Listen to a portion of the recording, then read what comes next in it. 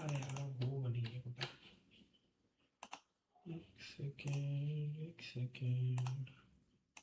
एक second motherfuckers. सीधा paddling से शुरू। पढ़नी बुक है बट चालू करनी है गाली। ठीक है। एक सेकेंड मदरफकर्स। सीधा पैडलिंग से शुरू। पढ़नी बुक है।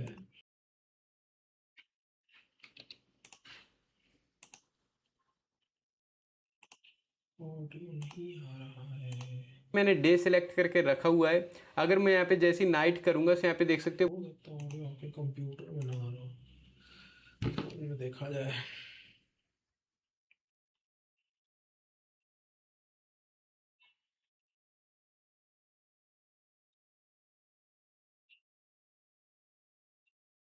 देख रहा है कैरी यूनाइटेड जीटी। ठीक है भाई ठीक है।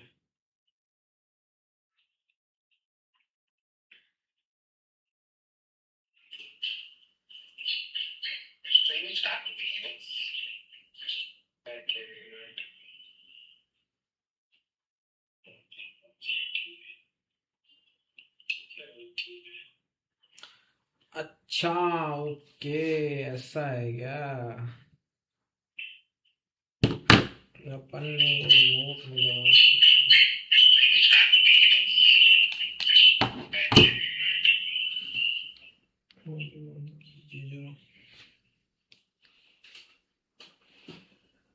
अब प्ले कर।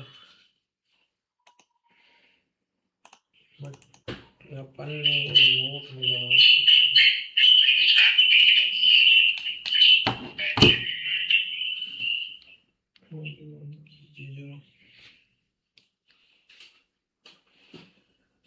अब प्ले कर। अपन ने रिमोट मिला।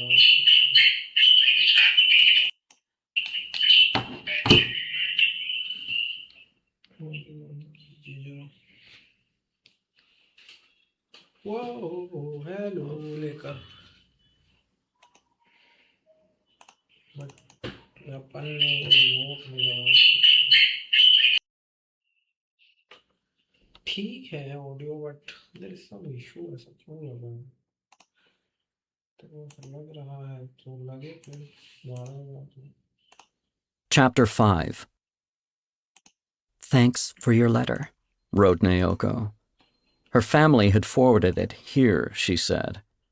Far from upsetting her, its arrival had made her very happy, and in fact she had been on the point of writing to me herself. Having read that much, I opened the window, took off my jacket, and sat on the bed. I could hear pigeons cooing in a nearby roost. The breeze stirred the curtains. Holding the 7 pages of writing paper its arrival had made, I gave myself up to an endless stream of feelings. It seemed as if the colors of the real world around me had begun to drain away from my having done nothing more than read a few lines she had written.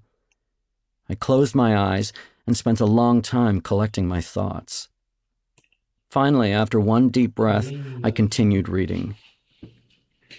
It's almost 4 months since I came here, she went on. I've thought a lot about you in that time. The more I've thought, the more I've come to feel that I was unfair to you. Okay. I probably should have been a better, fairer person when it came to the way I treated you. This may not be the most normal way to look at things, though. Girls my age never use the word fair. Ordinary girls as young as I am are basically indifferent to whether things are fair or not. The central question for them is not whether something is fair, but whether or not it's beautiful or will make them happy. Fair is a man's word, finally, but I can't help feeling that it is also exactly the right word for me now. And because questions of beauty and happiness have become such difficult and convoluted propositions for me now, I suspect, I find myself clinging instead to other standards, like whether or not something is fair or honest or universally true. In any case, though, I believe that I have not been fair to you, and that as a result, I must have led you around in circles and hurt you deeply. In doing so, however, I have led myself around in circles and hurt myself just as deeply. I say this not as an excuse or a means of self-justification, but because it is true. If I have left a wound inside you, it is not just your wound, but mine as well.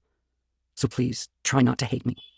I'm a flawed human being, a far more flawed human being than you realize, which is precisely why I do not want you to hate me. Because if you were to do that, I would really go to pieces. I can't do what you can do. I can't slip inside my shell and wait for things to pass. I don't know for a fact that you are really like that, but sometimes you give me that impression. I often envy that in you, which may be why I led you around in circles so much. This may be an overanalytical way of looking at things. Don't you agree? The therapy they perform here is certainly not overanalytical, but when you are under treatment for several months the way I am here, like it or not, you become more or less analytical. This was caused by that, and that means this, because of which such and such. Like that. I can't tell whether this kind of analysis is trying to simplify the world or complicate it. In any case, I myself feel that I am far closer to recovery than I once was, and people here tell me this is true. This is the first time in a long while I've been able to sit down and calmly write a letter. The one I wrote you in July was something I had to squeeze out of me, though to tell the truth, I don't remember what I wrote. Was it terrible? But this time I am very, very calm. Clean air, a quiet world cut off from the outside, a daily schedule for living, regular exercise. Those are what I needed, it seems. How wonderful it is to be able to write someone a letter, to feel like conveying your thoughts to a person, to sit at your desk and pick up a pen, to put your thoughts into words like this is truly marvelous. Of course, once I do put them into words, I find I can only express a fraction of what I want to say, but that's all right. I'm happy just to be able to feel I want to write to someone, and so I'm writing to you. It's 7:30 in the evening. I've had my dinner and I've just finished my bath. The place is silent, and it's pitch black outside. I can't see a single light through the window.